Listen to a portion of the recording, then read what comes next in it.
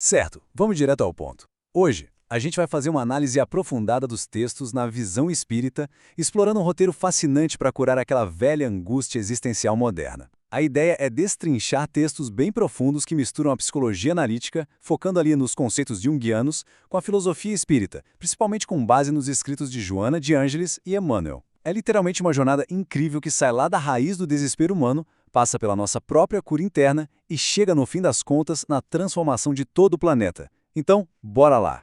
Nossa rota hoje vai seguir essa estrutura aqui. Começamos com a crise do homem moderno, depois passamos para o arquivo inconsciente, entramos no processo de individuação, seguimos para a autoconfiança e renovação e fechamos com a missão espiritual. Número 1. A crise do homem moderno. Para começar esse diagnóstico, a gente precisa adotar uma postura muito pé no chão, bem realista. Olha, a verdade nua e crua é que, apesar de todo aquele avanço tecnológico e científico absurdo que a humanidade alcançou, a gente falhou feio em evitar uma decadência moral gigante e um vazio existencial que parece não ter fim. É meio louco pensar que a ciência consegue desinventar enigmas do espaço, criar naves super confortáveis e ainda assim o ser humano continua extremamente agressivo, insatisfeito e totalmente engolido por um materialismo utilitarista, basicamente reduzindo a vida a um mero amontoado orgânico só esperando o fim chegar. E para entender isso melhor, dá uma olhada nessa linha do tempo. É chocante ver essa sucessão implacável do nosso trauma coletivo. Mal tinha acabado a Guerra da Crimeia e o mundo já estava despencando para a loucura total da Primeira Guerra Mundial. Aí rola um armistício, que convenhamos foi só uma pausa rápida antes do planeta inteiro ser sacudido de novo pela Segunda Guerra, e logo depois já entramos em toda a paranoia da Guerra Fria e tantos outros conflitos, tipo a Guerra dos 6 Dias. Essa sequência constante de calamidades criou literalmente uma atmosfera sufocante de medo, cinismo e muita alienação. Um cenário onde ideologias bizarras e fugas através de vícios tentam desesperadamente anestesiar uma dor que a gente mal consegue nomear. E é exatamente no meio desse pavor asfixiante, dessa indiferença ética total, que surge uma urgência enorme. A gente precisa de uma reação emocional e psicológica para ontem.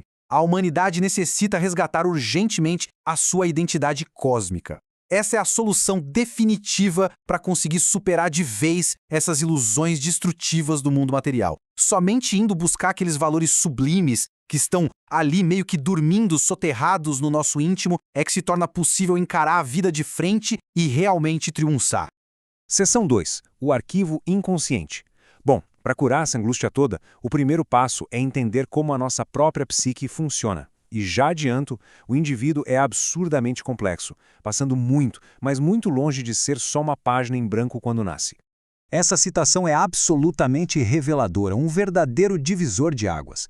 Quando fazemos análises aprofundadas dos textos na visão espírita e alinhamos isso à psicologia profunda, fica muito claro que somos o somatório absoluto das nossas existências passadas. O nosso inconsciente não é um baú vazio, ele é um arquivo histórico vasto, lotado não só com os arquétipos universais que o Jung tanto falou, mas também com heranças e experiências de múltiplas reencarnações. Então, todo esse oceano agitado de atividades que já vivemos lá atrás, dita assim, grande parte dos nossos impulsos, tendências e conflitos no presente. E aí fica a grande questão de $1 milhão. Como a gente lida com essa bagagem monumental? Aqui temos um método prático de 3 passos. Para alcançar o autoconhecimento verdadeiro, primeiro, é preciso perceber os fatos de forma integral.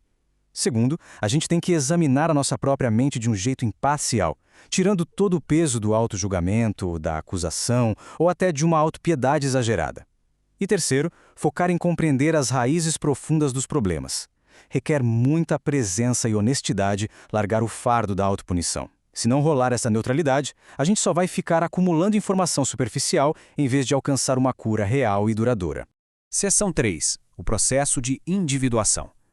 É agora que a jornada de libertação engata a 5ª marcha. Essa é, sem dúvida, a fase essencial de tratamento para apaziguar todo aquele tumulto interior que a gente carrega. O que é realmente interessante neste ponto é como esses conceitos se unem. A individuação aqui é a integração lúcida da nossa mente consciente de hoje com aquele arquivo inconsciente gigantesco e dominador forjado em encarnações passadas. Na prática, é liberar todas aquelas cargas negativas e condensações de vidas passadas para conseguir construir um si totalmente original, autêntico e, mais importante, imortal. Trata-se da harmonização perfeita entre as nossas profundezas escondidas e a nossa manifestação aqui fora no mundo real.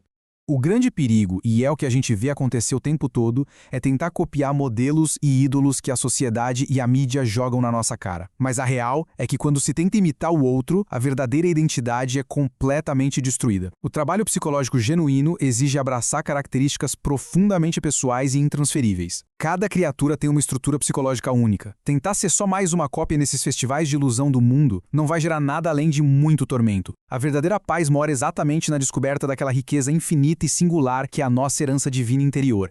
Número 4. Autoconfiança e renovação. Vale lembrar que essa descoberta não acontece num passe de mágica da noite para o dia, de jeito nenhum. É uma aplicação prática diária, uma verdadeira batalha constante entre os nossos restos mais primitivos e as nossas aspirações mais nobres. É super esclarecedor contrastar essas duas posturas de vida. De um lado da balança, a gente tem o egoísta, totalmente dominado por impulsos quase animais, interesses imediatistas e muita necessidade de destaque social. Mas olha que reveladora. A análise mostra que o egoísmo, no fundo, é só uma máscara grossa para esconder uma insegurança profunda e aquele medo desesperador de não ser amado. Do outro lado da balança, brilha a verdadeira autoconfiança.